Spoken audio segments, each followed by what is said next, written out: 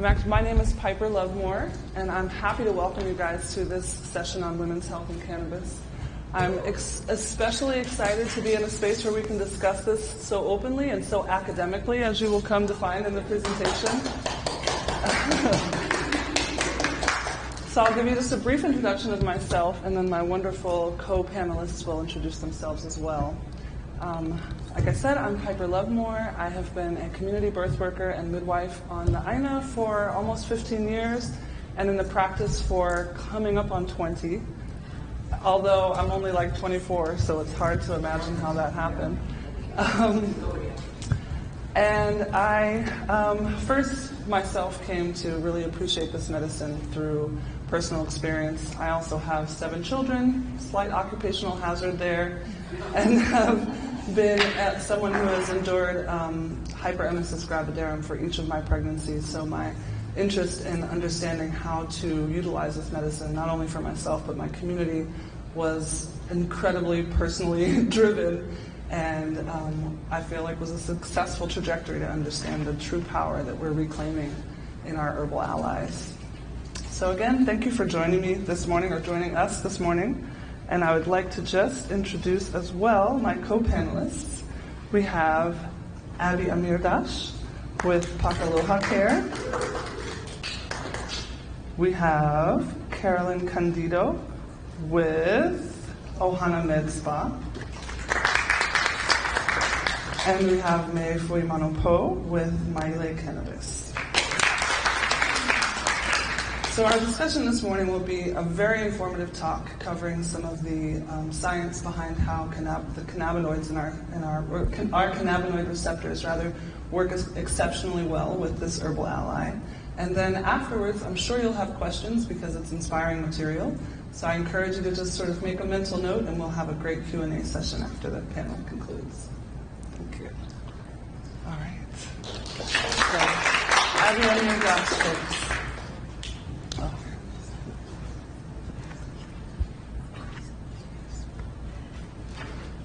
Thank you, Piper, for this introduction, and thank you, May and Carolyn, for being here.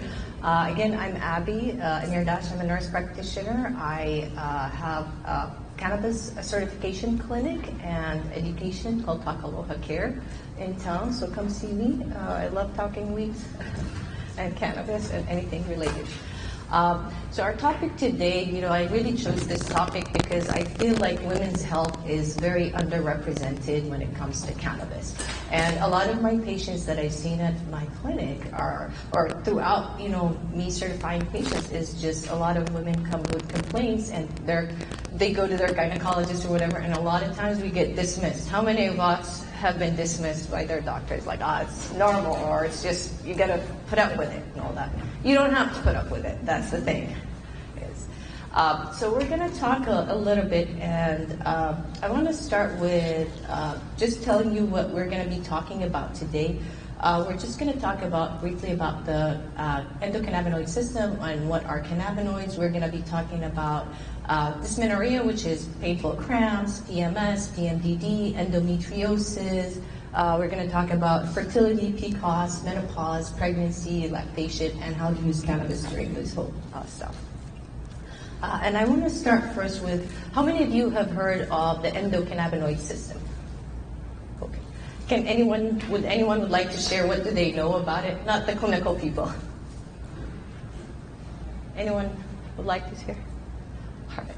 So the endocannabinoid system basically is actually, it's a group of cannabinoids. It's a group, and cannabinoids are signaling molecules, a group of receptors and a group of enzymes. And this system was actually discovered back in the 1990s. It was discovered because, I'll ask you another question. How many of you have used a medicine that has such a variety of therapeutic uses that helps with so many different things with just one medicine? Can anyone name anything? I know, as a clinician, in my 20 years, I've never encountered a drug, one single drug that helps with a lot of different symptoms. So that actually, because cannabis has such a profound effect on much different systems of the body, that's what led to the discovery of the endocannabinoid system.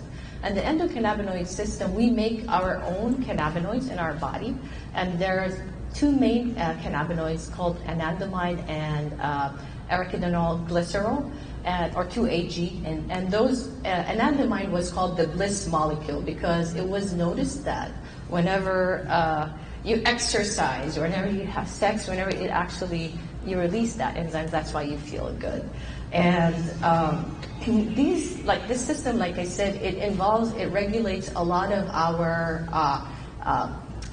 things within our body. It regulates mood, it regulates learning, it regulates sleep, it regulates appetite, it regulates pain, it regulates inflammation. And that's why cannabis works on a lot of different symptoms because of that.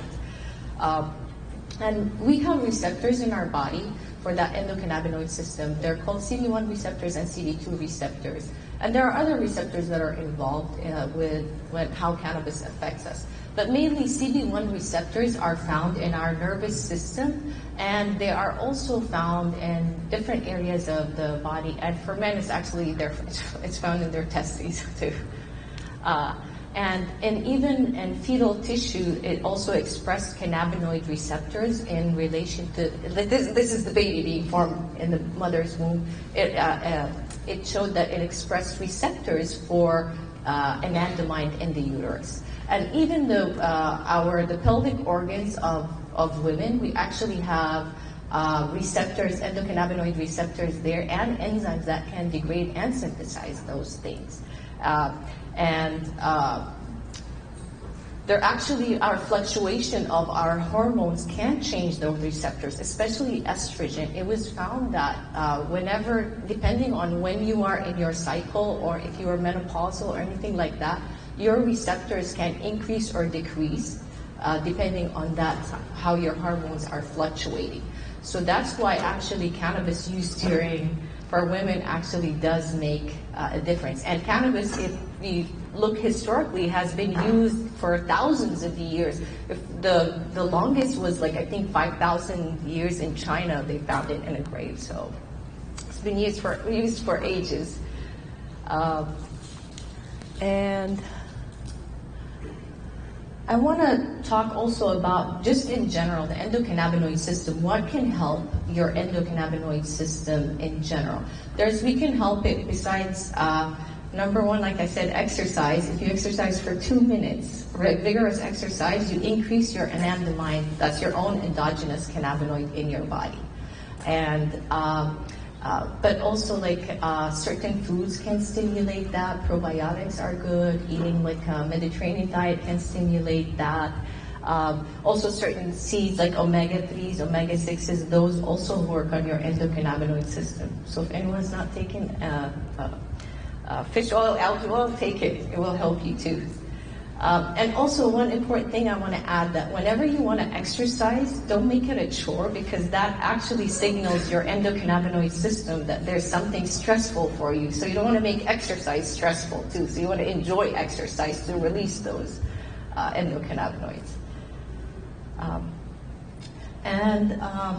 want to talk about PMS and PMDD. And PMS and PMDD I've honestly never heard of any woman that haven't encountered those symptoms, at least some sort of symptoms on that spectrum.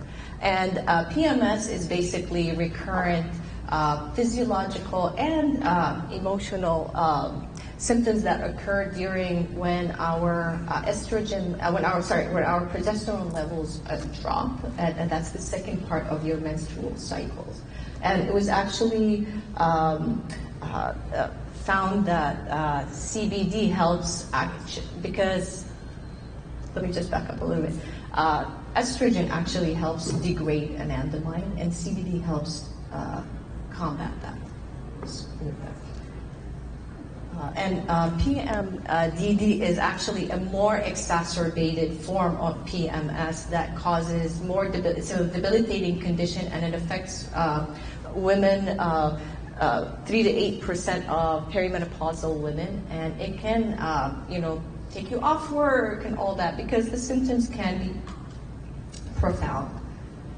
And the symptoms, are bloating, abdominal discomfort, kind of like IBS symptoms, painful joints, heightened anxiety, there is irritability, there is all these symptoms that we go through just from hormonal changes that we have to go through each month. And dysmenorrhea is also basically cramps. That's what it is. And they're cramps that originate in your uterus and can cause pain. And studies have shown, as you can see, it's 45 to 93%, almost all women experience dysmenorrhea. And almost 30% of these women have significant symptoms to actually impair you, or you take time off work or anything like that. And we're told that's normal, deal with it.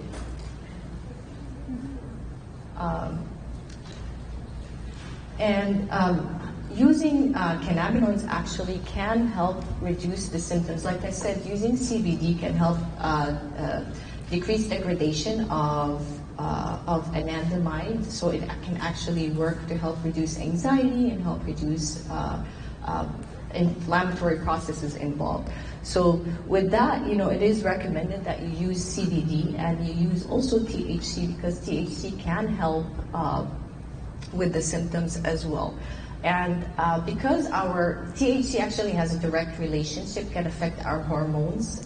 In animal studies, May is going to talk a little bit more about it. But because THC affects our hormones also expression, there have been studies that I'll back up. It's recommended that after your period to actually take a break from cannabinoids, because you can help reset your endocannabinoid system. So for women who are not dependent on THC and stuff, it's good to take a break after your menstrual period. And use it during that late period of after the 14 days. It's actually when they notice that most women use it is in that phase where to help treat symptoms. And also there's, if you use other forms of cannabinoids, like the acid forms, they're also finding some new research that they do have antioxidant, and they're more anti-inflammatory than actual neutral cannabinoids, which is THC and stuff, especially CBG and CBGA. They're finding great research about that. And also a natural way to help with period pains is orgasms. Whether you do it by yourself or whether you do it with your partner, orgasms can prevent and help treat menstrual symptoms as well. So I would say medicate and masturbate.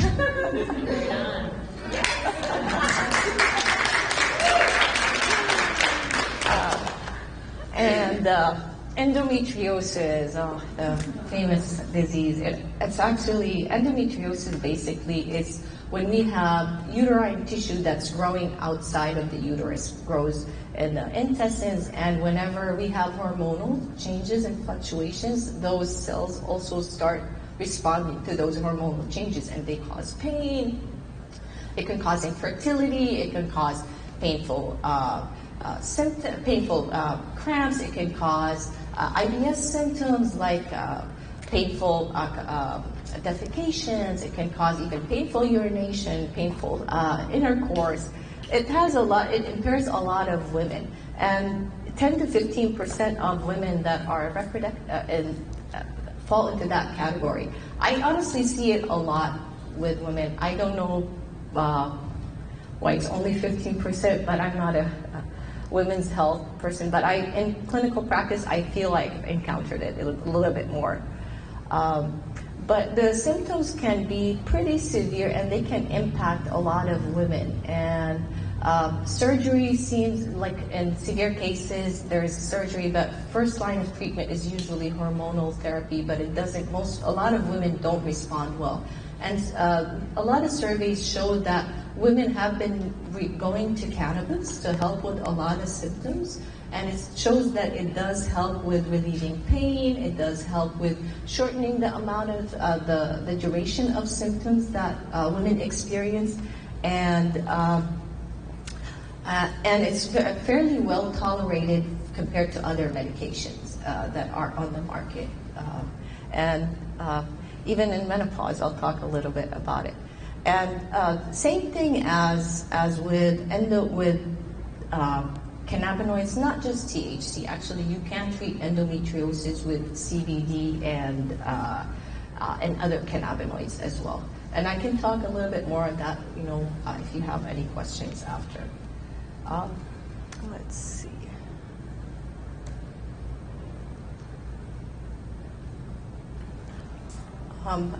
Here, CBDA actually is the acid form of CBD, and like I said, newer studies are showing that it has anti-inflammatory, antioxidant, and the recommended dose, everyone is different, but it's always good to start slow. Recommended dose is to start taking it, in that last part of your, with endometriosis, it's actually to take it 10 to 50 milligrams per dose per pain. You can go up to 50 milligrams as long as you're not experiencing any side effects. CBG is another one as well.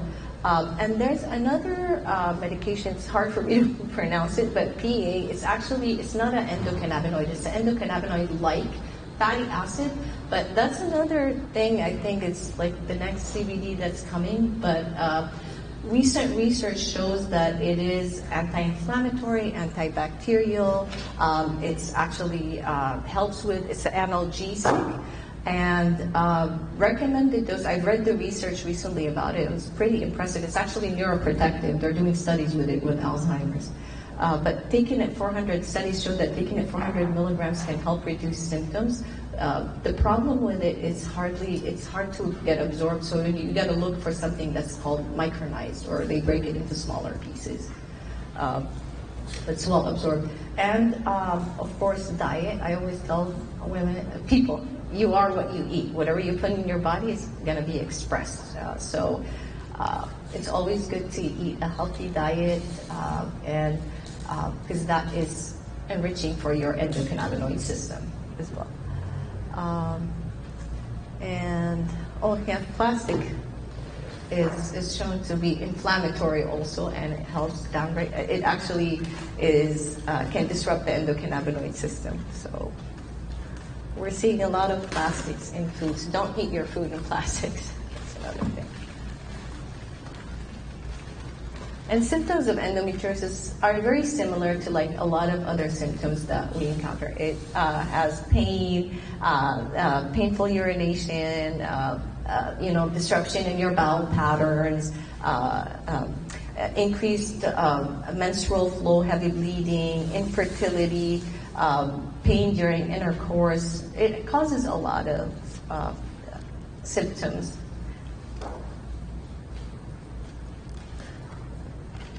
And now I'm going to touch a little bit on menopause. Menopause is, as we all know, is defined as cessation of menstrual period for a period of 12 months, and it is permanent. Perimenopause is the period. Some women go through periods of perimenopause anywhere between 3 to 8 years. It can last up to that, and it's usually the symptoms that precede menopause.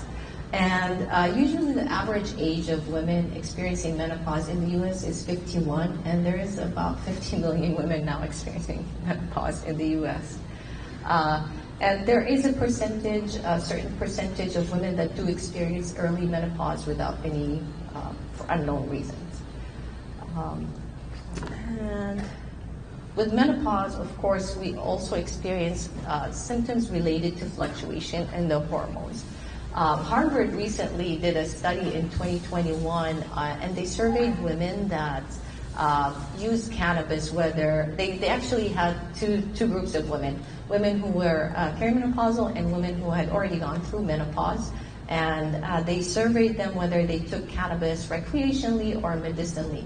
And it was a pretty significant, almost 80% of women who said that they used cannabis for menopause to help symptoms of menopause, with insomnia being the #1 symptom treated to help with that. And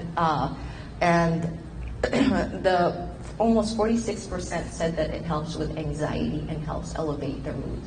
So to me, that's still a win, you know, in my book. And also cannabis, of course, as we know, like helps with joint pain that you encounter with that. So that's the added benefit that you encounter with.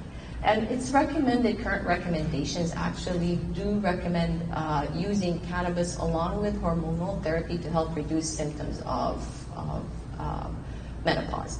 There's one thing though that I just have to bring attention, that with menopause there is vaginal dryness that happens, and certain cannabis, THC can cause vaginal dryness as well. So if that happens, it happens more with edibles than with inhaled products. So if, and it could be also strain related. So if you know a certain strain causes you dry eyes, dry mouth, it's going to cause the same thing, vaginal dryness. Oh. What? It's not a surgery. It's an opportunity to make an infused glue.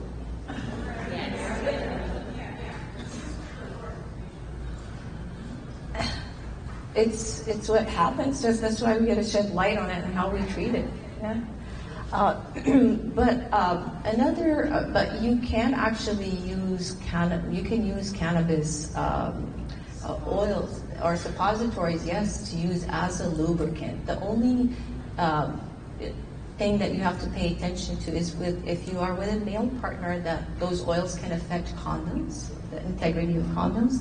And the other thing is for women who have certain yeast infections, usually anything with oil is not recommended because also it can worsen yeast infection symptoms. But also there are, hormonal therapy that is available over the counter for women to use, are like some of the hormonal creams that you can use, and those can help with reducing vaginal dryness as well. But cannabis in general is going to improve. There's actually, this is like my next topic, you don't have to have a reason, honestly, to use cannabis in sexual health.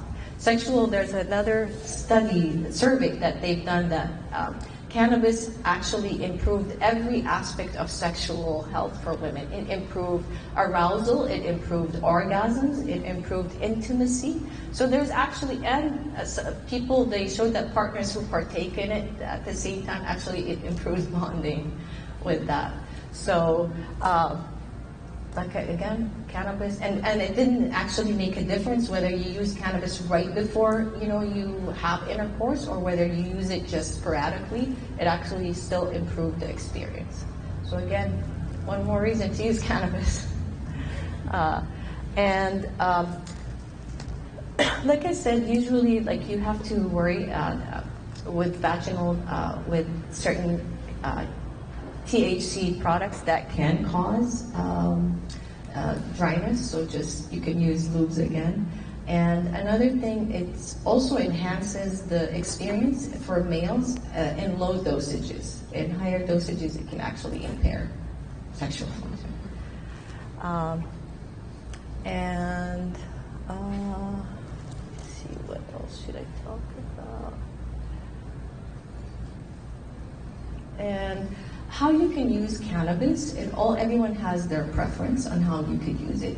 And again, you can come talk to me and I'll be available to answer any questions. But usually you can use cannabis in different forms. You can use to treat a whole lot of these symptoms. You can use it inhaled products. The difference of using inhaled products versus oral products versus topical is onset and duration, how fast things work and how long they last. Usually anytime you use inhaled products, whether it's vaping or smoking or anything that you smoke works almost within minutes, and you're able to get an immediate effect of it. Versus anything that you try orally is a little bit slower acting because it has to take time to get digested and pass through your liver. So it can take anywhere between 30 to 90 minutes. So anything that, if you're trying to treat pain, during periods, it's actually advisable to smoke than to take edibles because of it takes time. But if you start taking actually cannabinoids before your periods, you lessen those symptoms that you experience as well.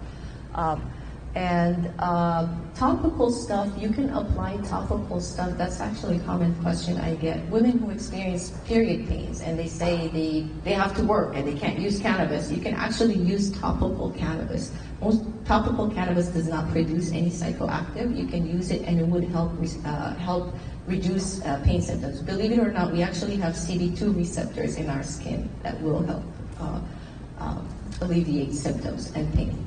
And then last thing, you could use it intravaginally or rectally as well to help relieve spasms that happen during intercourse or painful intercourse, or it can actually act as a lube as long as it's you don't have an infection. And of course, always consult with your gynecologist or your PCP before you use any products.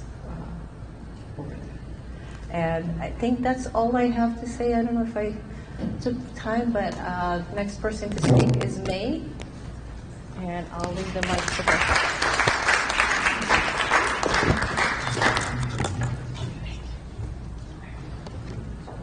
Okay, so raise your hand if you learned something new just now. That was incredible, right? I want to just salute these presenters for keeping the light on for this essential information. Unfortunately, I feel like a lot of research has been buried under stigma and lack of transparency and care, and so it's really important to acknowledge the people who have been doing this extensive work and are translating it for us to arm ourselves as well. Our next speaker is Fuimaono-Poe, and I'm sure she will enlighten you even further. We're going to build today. Can you hear me? Hello? All right, thank you. Hi, I'm May Fuimaono-Poe. I'm a family nurse practitioner. I also do certifications, a lot of education, and also a fair amount of lobbying at the legislature to make sure that we have just cannabis laws, right? So today I am going to be talking about infertility, pregnancy, and breastfeeding with cannabis. So let's see. Okay, perfect. So I wanted to start with fertility. So when we're looking at fertility and cannabis, because as we learned, cannabis can affect mainly a lot of estrogen, and for a majority of women, this really it has no effects when it comes to your fertility. But for people who are having issues with fertility, this might be a time, if you're trying to get pregnant, that you consider decreasing cannabis use, especially during your cycles. So how is infertility defined, right? Because I think that's like another thing that people don't always know. So if you have been having unprotected sex and you haven't become pregnant within a year, that's when it's maybe time to go talk to your gynecologist. If you don't have a gynecologist or a PCP, there's a ton of really, really good over-the-counter testing now. There's Everwell, where you can do home testing for fertility for men and for women. Cannabis actually affects male fertility a little bit more. We know that it basically slows it down. So they swim a little slower. And they produce a little bit less. And we know about 12% of women in the United States can experience some form of issues with fertility. And one thing that I really, really want to hammer home is that if you are having issues getting pregnant, really go get it checked out, because oftentimes it's a simple fix. You might need a little round of hormones, or it's just something that I really, really, really encourage people to just go get a gynecologist, get checked out. I have some really, really great physicians that I can recommend if you want to hit me up after. And then So THC can inhibit the implantation of the embryo. So this is also another reason why, if you're having issues with fertility, to consider decreasing your cannabis use just while you're trying to get pregnant, especially if you're doing any forms of treatment. And let's see here. So now we're going to talk about pregnancy and cannabis, but first I want to talk about how a lot of this research is done. I think that when it comes to pregnancy and cannabis, there's a lot of scare tactics, because the way that the research has been traditionally done is it's like aggregate data. So everybody who tested positive for THC, they compare. So they compare how vigorous your baby is, how much your baby weighs, and how they are feeding, right? So they compare people who tested positive for cannabis with also people who didn't. But the issue with this is that they didn't typically test positive for just cannabis. Oftentimes it's when you're using tobacco, or when you're using, maybe other substances. So that's why when we see a lot of the data for pregnancy, it's kind of skewed. When they did a study where they took out all of the confounding issues. So confounding means, they smoked cigarettes, they might have had a lower, socioeconomic, maybe didn't go to get a lot of prenatal care. So when they took all of that out and just did people who were negative versus people who were positive, there was some small issues. So I'm going to kind of go over that. So anemia is one. So, when you're pregnant, they're usually testing you for anemia, and everyone's usually taking iron supplements. So this is for the mom. But really, honestly, the most dangerous thing for women with cannabis and pregnancy is CPS. So if you have a cannabis card in the state of Hawaii, if you have a 329 card, you're fully protected from CPS. When you go to give birth, they can test you and your baby for THC, and it's kind of an automatic referral. But with a card, you're fully protected. So I just always like women to know that, because again, that's really, really the most dangerous part. And then, so when they looked at birth weight, what they noticed was that it was a small change. Does anybody know what 28 grams equals? It's an ounce. So that's what they noticed, was about an ounce. And that was kind of the biggest thing. 277, that was on the high side, but the average was about an ounce.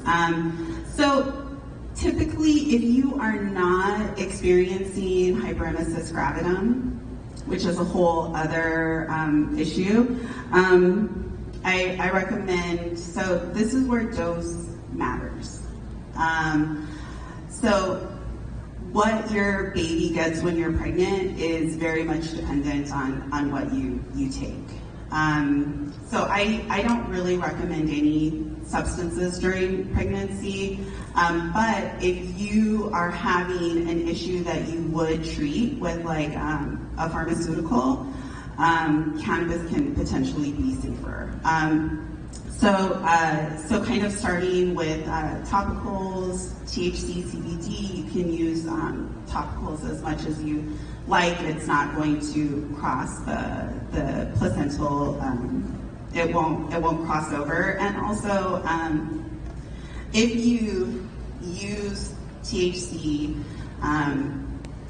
use very low dosing, and refrain from inhaled methods. So breastfeeding. So when you breastfeed, so one of the big things that cannabis is super involved in is kind of that feeding cycle. That's why it really stimulates appetite in adults and with children. So when you breastfeed, anyone who's breastfed or seen a breastfed baby and they're like milk drunk, it's actually from anandamide. It's from the endocannabinoids that the mother is creating and giving to the baby. So milk drunk is actually high off mom's supply of anandamide, and that's what THC does. It mimics anandamide in the system. So when we look at like how long does THC stay in the system, because you hear about women pumping and dumping when they drink, but when you're using THC, that's not really necessary, because the amount that actually goes into breast milk is such a small amount. It's 1 to 2%, so it's pretty negligible. You can also get your breast milk tested. Like all my Cali friends who are like uber paranoid and who breastfed, like I think 10 of them got it tested and it was 0. There was none.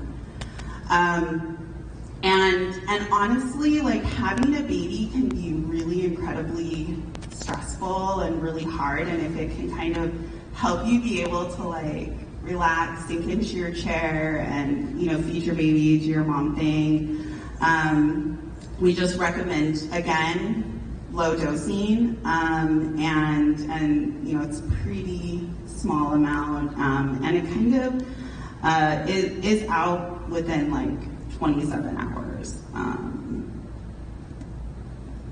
And then, okay, so again, dose matters, topicals, low dose THC, and just watching the THC with your flowers, so doing percentages that are lower. Okay, and that's it for me.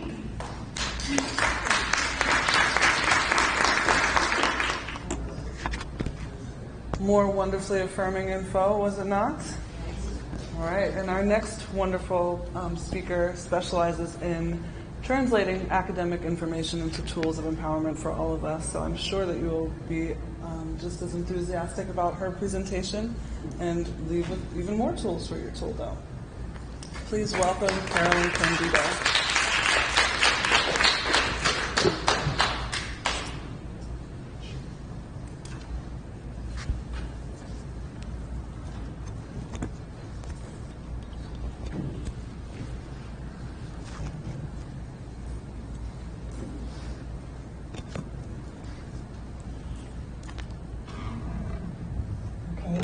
So much for that introduction. Can you hear me? Okay, perfect. This one? Oh, she can't. Okay.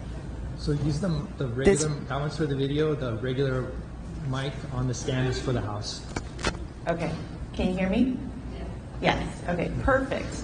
Okay, so we covered a lot of material, and I'm a family physician and I do holistic medicine, so I'm going to approach some of the topics with more of a medicine lens and integrating, of course, natural supplements in addition to the cannabinoid system. So I'm going to talk about PCOS and menopause.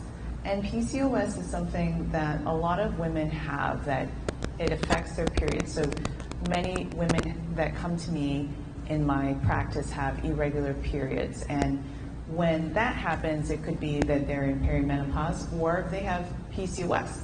And what is PCOS? PCOS is caused by insulin resistance. I find that when people have metabolic syndrome, it can lead to irregular cycles and hyperandrogenism. What does that mean? It means that it increases, you have not just the irregular periods, but you have an increase in testosterone produced by your ovaries. You have to have 2 of the 3 criteria in order to be diagnosed with PCOS. So the first one is hyperandrogenism, which is things like having a lot of hair growth or acne that, or the one that a lot of doctors will note is like a kind of a velvety, hyperpigmented patch of skin on the back of your neck. That's a sign of hyperandrogenism, which is the testosterone. And then ovulatory dysfunction, which is your irregular cycles. So you can have either really long cycles or really short cycles, missed periods, and then polycystic ovaries, which is diagnosed on an ultrasound.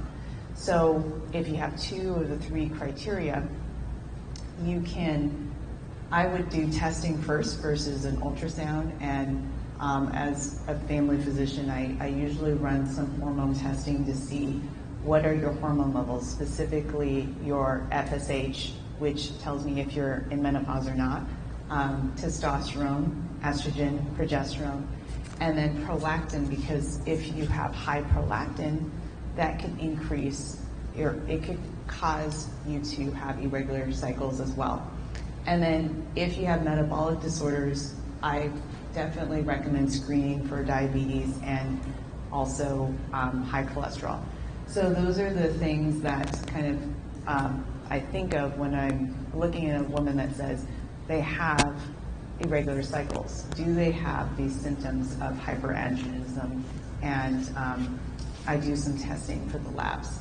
So what do I do for the, okay, it's coming up. So I mentioned the criteria for diagnosis. So the things that other things that women may have that can, in terms of symptoms with PCOS, is infertility.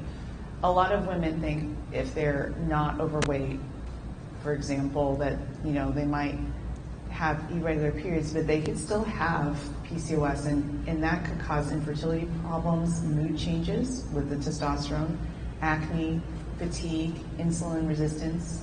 I mentioned the testosterone, excessive hair growth, ovarian cysts, low sex drive, increase in weight, irregular periods, and thinning hair. And this is something a lot of women bring up, is the thinning hair. Why are they having thinning hair and acne? And that could also be because of PCOS, which is a huge thing that's underdiagnosed.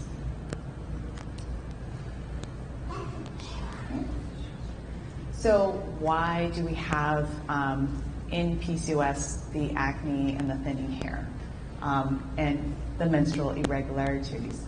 So with PCOS, you produce more testosterone, and that converts to DHT.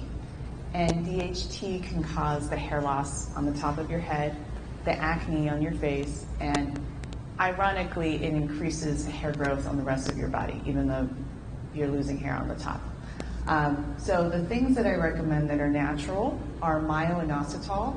This increases insulin sensitivity. And inositol is actually very relaxing. And in a powder form, it's very sweet. So I actually like just adding this to water. So if you have insulin resistance, inositol is a natural substance that could help with your ovary dysfunction and also reducing your blood sugars. The other thing that I recommend for women who have excessive hormones is DIM. DIM is actually from broccoli. So if you had to eat a lot of broccoli, you can get the DIM from your broccoli, but this also reduces the symptoms of high estrogen and high testosterone. So your liver actually helps you eliminate excess hormones, and DIM from cruciferous vegetables actually helps to detox the liver and get rid of any excessive hormones that you have. And then saw palmetto. This is used for men as well as for women, but this could also help reduce the androgens, the testosterone that might be causing hair thinning. And then it can also help regulate all the hormones. And then zinc, which I think is really important for men and women, but zinc actually helps with decreasing the DHT levels. So if you have thinning hair, you should take zinc. If you have acne, you should take zinc. If you have, for example, if you get sick all the time, zinc is super important for your immune system. So I think that it's one of the most important minerals that we should be taking. And these are some of the top things I recommend for PCOS that's natural, because when it comes down to it, we can't regulate the hormones by necessarily, like, you can't necessarily take away the hormones, but what I do is I tell, in the Western medicine lens, what I use is metformin to help with insulin resistance. And weight loss is the number one way to reduce PCOS. If you lose weight, regulate your insulin, that will help with reducing your symptoms. And these are, great hormones to help with dealing with the excess hormones, but the weight is the number one thing that needs to be addressed when it comes to reversing PCOS. So you don't have metabolic disorder and you have regular cycles. Okay, and then we're going to do another review of menopause. So in my practice at Ohana Med Spa, and also in my practice on the Big Island, so I have two practices. This is what I primarily do. I do a lot of hormone replacement for women in menopause. So when it comes to the menopause symptoms, a lot of women who come to me, they have hot flashes, they have vaginal dryness, they have the irritability, they can't sleep, and they also have weight gain, the mood changes, all of the things, the thinning hair. So there is definitely in menopause a change. So PCOS, you have a lot of hormones. Menopause, you have less. And when we have, one of the things that I tell people in terms of herbs, like I'm going to go over the herbs. The thing that every woman has throughout her whole body, from her brain to her heart to her digestive system, is receptors for estrogen. And estrogen is going to be my number one go-to treatment for menopause, because estrogen makes you feel good, it makes your skin look younger, it protects your brain from dementia, heart attacks, it helps with losing weight. I mean, I think estrogen can be used throughout the whole life cycle, but I'm going to talk about some of the herbs because this is more about natural herbs, but estrogen is natural. So top herbs for menopause that I wanted to recommend for those who are hesitant to use Western medicine. The herbs that come from actually a lot of native cultures, Vitex.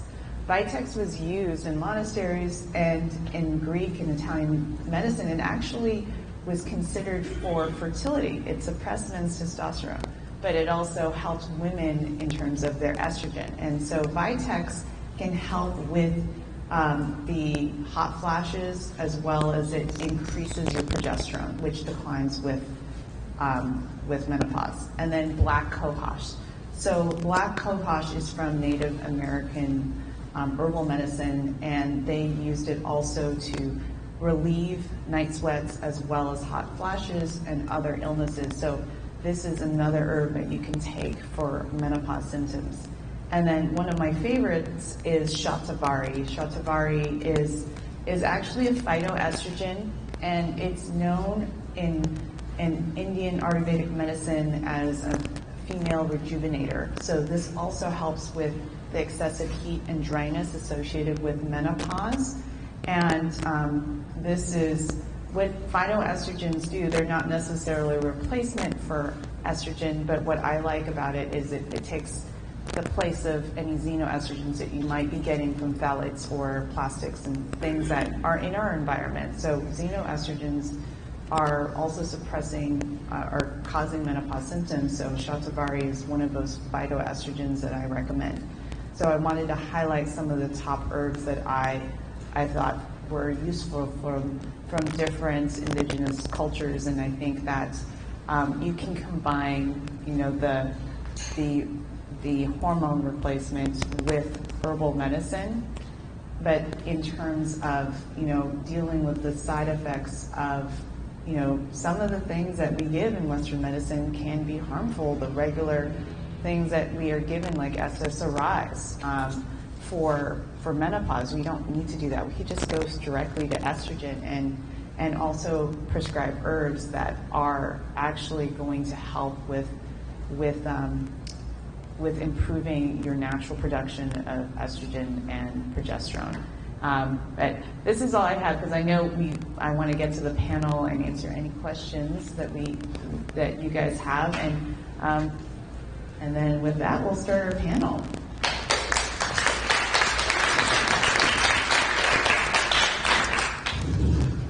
I just want to also acknowledge those of you who showed up because of your own intuitive draw to this medicine.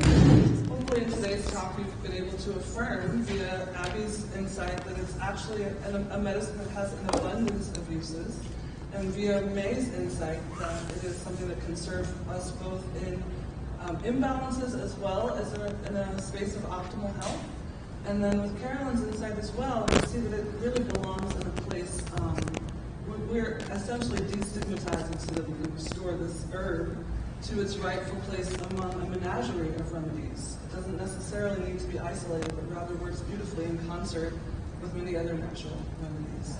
So some of those points may have aroused your curiosity, and now we've reached the Q&A portion of our panel. So our lovely panelists will be right here, and if you have any questions and would like to mic, you're welcome to come a little further. We can try from there if we can hear you. Okay. I just have a question for Dr. Candido in regards to PCOS and cannabis. Is there any what roles does cannabis play a role in PCOS treatment or even causes it? Yeah. I have it. Okay. So when it comes to PCOS and cannabis, I haven't done a lot of research specifically around the effects it has on PCOS, but I do know that cannabis reduces testosterone significantly, and that... Oh wait, sorry, can you hear me now? Oh shoot. Okay, can you hear me now? Okay, so when it comes to PCOS, one of the main things that causes it is, that increase in testosterone. And there are multiple studies that have been done that show that cannabis use can decrease testosterone, which is not good for men. But if you have PCOS, you may not want to have excess testosterone anyway, so that would probably, be beneficial for women in terms of causing PCOS. I don't know, but what I would say is that the cause of PCOS is metabolic syndrome with insulin resistance. So if you are utilizing cannabis and eating an unhealthy lifestyle, if it's, I'm not saying that cannabis can cause weight gain, but if you are using too much cannabis and eating too much, that could make PCOS worse. So I don't think it causes it. I wanted to actually add something. There's a study that recently they've done with cannabidiol or CBG and CBGA that it did show in Mori animal studies it does lessen insulin sensitivity.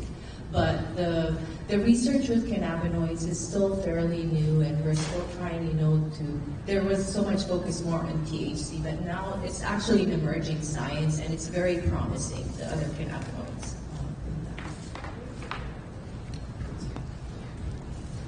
Other questions? I think I can make it over to you. Thank you so much, everyone, for presenting today. This has been really fascinating. I've got two questions. The first one is about distinction between isolate CBD or cannabinoid isolate products and whole flower products, and if you make a distinction with your patients about whether they should move towards like a distillate all THC product or something that's maybe hash or rosin based that's more entourage effect. And my second question is going to be, what research do you wish were out there, more information you wish you had but you don't have access to due to criminalization and Schedule 1 on the federal level? So lack of research, what you wish you want to know, and difference between isolates and whole flower derivatives. I can answer that. Sure. So typically I recommend whole flower for the entourage effect, but there's certain cases where I think that isolates are a little bit better. Mainly if you are needing to use like higher doses of say CBD. You know, I think for people who use, you know, like over 50 milligrams of CBD for certain things, I think that isolates are a little bit of a better product. But overall, I think having the full entourage effect is much better. It's much safer, and you know, looking at extraction methods as well is really important. So supporting whole flower medicine is usually the best. There was actually, I don't know with other cannabinoids, but I know there was, they did a comparative study between giving CBD isolates versus full spectrum, and it was found like to produce the effects of, you know, like the full spectrum was actually superior compared to the isolates, and you were, look, I think it was a ratio of 3 to what, like it required almost 3 times the dosing with a isolate actually to achieve the effect of a full spectrum. And just to tap a little bit on what the entourage effect comes from, it actually comes from those endocannabinoids working on different receptors besides the CB1 and CB2 receptors. They're called G protein coupled receptors, but that's why we're finding a lot of the endocannabinoids exert their action over there and produce a lot of effects with that. As far as research or what is lacking, there's a lot of research that's being lacking, and I don't know how true this is, but part of me believes it, that I've heard it from actually a researcher, cannabinoid researcher, that Big Pharma does suppress some of the research that's out there. And also we have problems with funding because cannabis is still Scheduled 1. It's they say that it means it has no medicinal value, which we all know that's not true. But unfortunately, it's still federally illegal. So a lot of the research that is being done actually is being done in Israel about cannabis. It's funded by the NIH though. So we give them money to do research that we can't do here.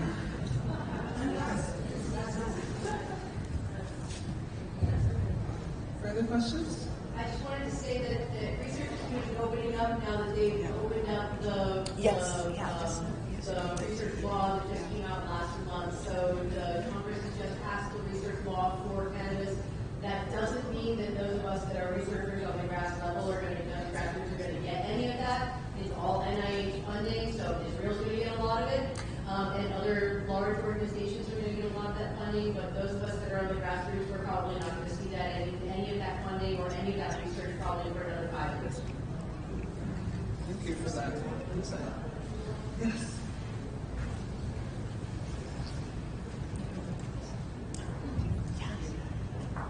Greetings, everyone. I really want to thank you for organizing this and for the panelists and their contributions. I really learned a great deal. There's some vocabulary here that I didn't know that I really want to ask questions about. Some terms you use in terms of, Abby, you mentioned P. That is good. You said that is a new cannabinoid? No, it's an endocannabinoid-like fat that it mimics endocannabinoid, but it's not really an endocannabinoid.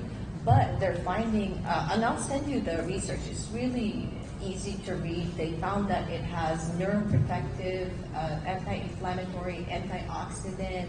It's an analgesic. It's an antibacterial, and it's also your body makes it. So that's what I was saying. Yeah, your body makes it, and plus you also get it from certain foods like egg yolks, raw nuts. I think certain raw peanuts or certain foods. It's something that's actually new to me that I stumbled upon while I was doing this, and I read a couple of articles about it, and I'm like, this is like, honestly, there was a recent article about it. It was a peer review article, meaning they just looked at a lot of data, and they said that they cannot not recommend it because it has almost no side effects to it, and all are beneficial. So As a matter of fact, I'm going to This actually is where start I got taking it. confused. So are they synthesizing what we make, the pea, or? No, they're getting it out of foods, actually. Oh, out of Out of foods. certain foods and certain supplements that they can. That's what I was trying to find out. How is it derived? Are we making it? You make it, and it's also naturally occurring in certain foods. Okay. Yes, Plant and. yes, and egg yolk I think has it. I'm totally fascinated. But I will share that information with you actually. Awesome. Okay, and not to take up unless somebody else will ask, I got a couple more questions, May and Dr. Daniel. Somebody talked about vaginal dryness. And for me personally, and being of my age, right through life, we find that nutrition, what we eat, determines really our state of health. You know, how we're going to, what kind of diseases we get. Particularly gut health is important. You know, our immune system, it builds our immune system. So in terms of vaginal dryness, I would recommend that we eat foods like okra, sea moss. I don't know if you're familiar. I'm from the Caribbean. We eat a lot of, plant-based, and we eat foods from the sea. So sea moss is well known. Also, I wanted to tell Nurse May that for fertility, sea moss, okra, slippery elm, since you're mentioning a lot of the natural herbs that you can combine with cannabis. The natural herbs that you can combine with cannabis medicine, because I've been using this plant, by the way, since I was 12 years old. I'm 66. It's a part of my culture. It's medicine, it's spiritual food, and it's food. We didn't have the science that we have now. We had the intuitive knowledge for it. We didn't have the description of the endocannabinoid system, how the different cannabinoids work, and so on. And I didn't hear mention of terpenes and how important also that they are in the therapeutic effect that we're looking for in the entourage effect that you were describing. So yeah, this was really what I wanted to share with the women, because somebody yelled out, that's not fair in terms of vaginal dryness. Hell no, it's not fair, and that's why you should eat the right foods that you can get that, wow, it's called wow.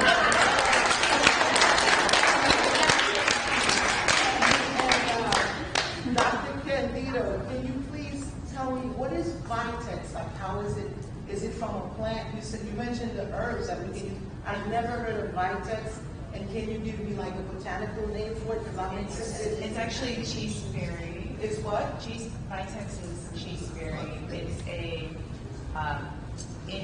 It's a European herb, and there's a lot of menopausal formulas that use Vitex, but it's Gaia Botanicals has a vitamin. There's Vitex in a lot of herbal formulations, but it's called chaseberry. Okay, so it's all right, wonderful. I'm learning so much. And myo inositol, I didn't know what that was and how it's derived in DIM. So, and then I'll quiet after. Yeah, the myo-inositol is basically it helps with your neurotransmitters in addition to, so it's relaxing. That inositol is kind of like an GABA agonist. So for those people who are anxious, inositol is a very great, it's actually an amino. So it's amino acid, but the myo-inositol is a form of inositol that is good for helping with insulin resistance. So it helps to regulate the insulin in your ovaries, and that is going to help with your cycle. But when we're ovulating, you need glucose, and insulin is an important part of getting the glucose into the ovaries. And people who have insulin resistance, it's not, the glucose is not getting to our ovaries. So having the myo-inositol could not only calm you down, but help with the insulin resistance. And it's just a powder. It's not from a natural food. And then the other thing that I recommended was the DIM from cruciferous vegetables, which are, all of the, broccoli, cauliflower, asparagus, but they have concentrated and extracted it from vegetables. So this is what I give for my patients, and I also give hormone replacement too. So DIM is great for anyone who is getting hormones or has excessive hormones to help the liver process it. Yeah. The DIM, I don't have it off the top of my head, but I think it might be, for DIM is 150 milligrams, usually is the tablet size for women.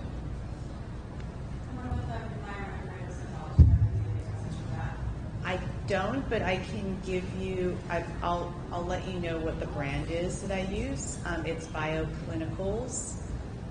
Bioclinicals is the Canadian brand, but they have a powder form that I really like. I prefer just mixing it with water. I just wanted to also acknowledge Auntie and thank her for sharing her insight. It's this type of culturally embedded, elder-preserved wisdom that has really been the link for us in reclaiming the insight around this particular medicine. So thank you. And then we have Donnie, who is the wonderful organizer of this entire event, who'd like to share with us.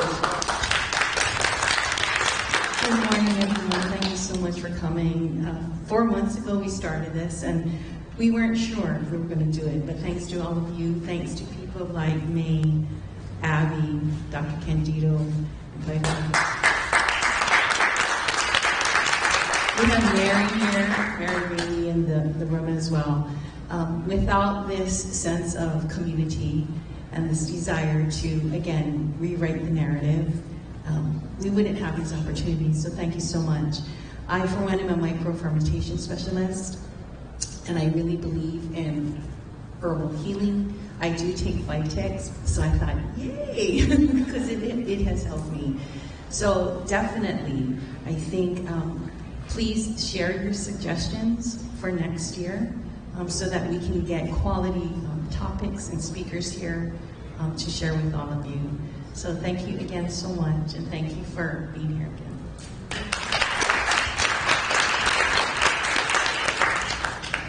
I think we have time for just a couple more questions, if anyone.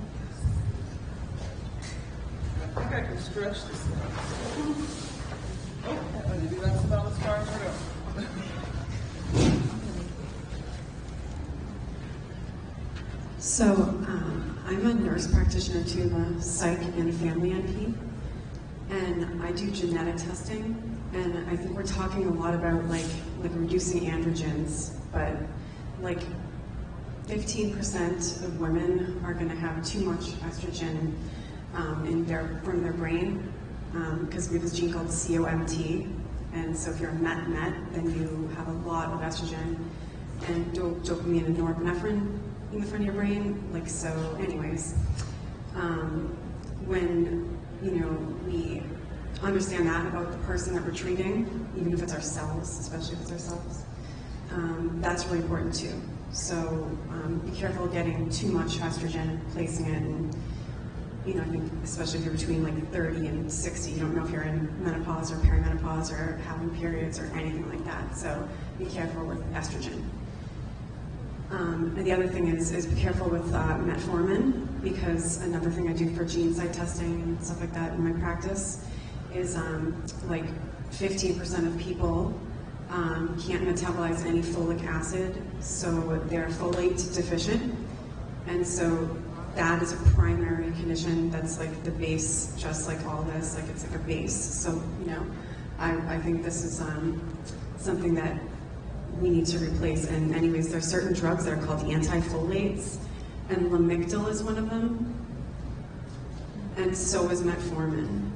So if people are like folate deficient, I have a lot of patients with psych problems that are on things like Lamictal and birth control. There's only one birth control that replaces folate, and I forget the name. It's called the Yaz. Do you guys know the Yaz? It has an ingredient in it that actually increases your ability to absorb folate. So just so you guys know, that's like really important to go along with this piece. And thanks so much for listening, and I'm glad to be here with you. Thank you. Any other questions or insights to share?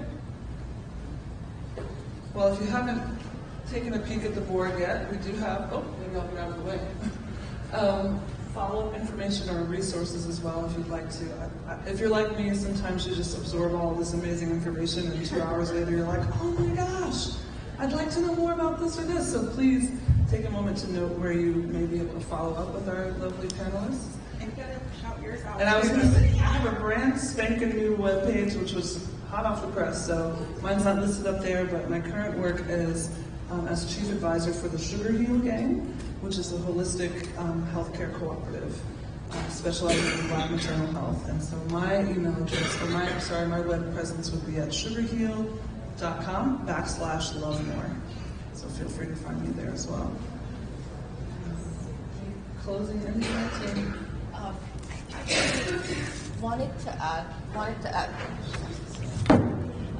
to add a little bit about the terpenes. I didn't mention it because, but the terpenes are basically essential oils of any plant, and they do play a role in producing what effects the cannabis strain has, or actually they do have healing properties for our bodies. Because how many of you have diffused lavender as a healing, as a calming, agent, or citrus as an uplifting? So the same thing, these terpenes are actually in the plant. The plant produces them as a way to defend itself against,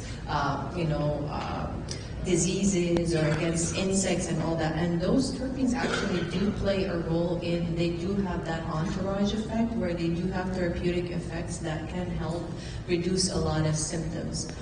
And it goes back to herbal medicine, and if you guys need to know more about herbs, and we have an herbalist here, Amy Nielsen. She's actually underrepresented, but shout out to her. She can help. She can talk to you about any herbs you want to talk about. And thank you guys for attending. This has been wonderful. Come see me at my booth. I'm at 224, and let's chat. Properly, and always medicate and masturbate. Close out.